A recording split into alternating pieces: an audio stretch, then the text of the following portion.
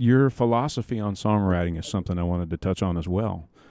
There's a lot of folks out there that when they start attempting to write a song, maybe they could be a solid writer that's got many credits to their name, but everyone at some point in time experiences writer's block in some fashion.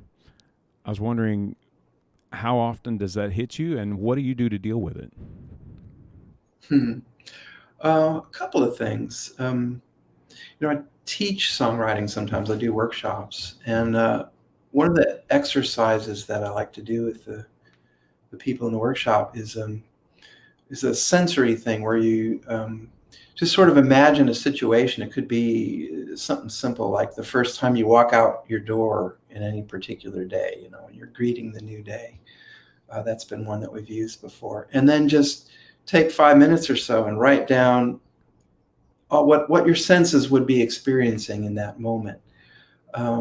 And not trying to write lyrics or poetry or anything like that. Just keep it to the senses.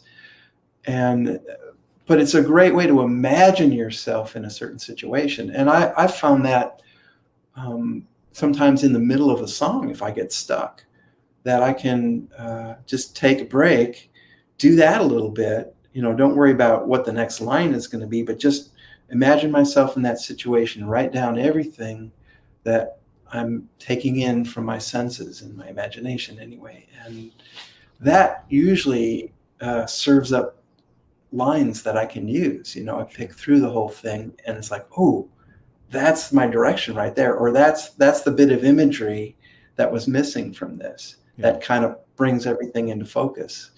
So that's one trick. The other thing I do, like when I'm just, as well as I do, just sitting around, you think, I may have written my last song. I have no ideas about what I should write about next, or, there's all these big things going on in the world, but everything I think of as a song about them sounds lame to me. So Yeah. sometimes one of the things I do is just, call up a friend and say, let's make an appointment to write together. Sure. And having the responsibility to another person sort of knocks me out of my I can't do this mode. It's like, well, I have to do this because I've asked them to be here today and I'm taking up their time. So knuckle down there, bud, put your writer's hat on and take a chance, take the risk that it'll be lame, but, get to work.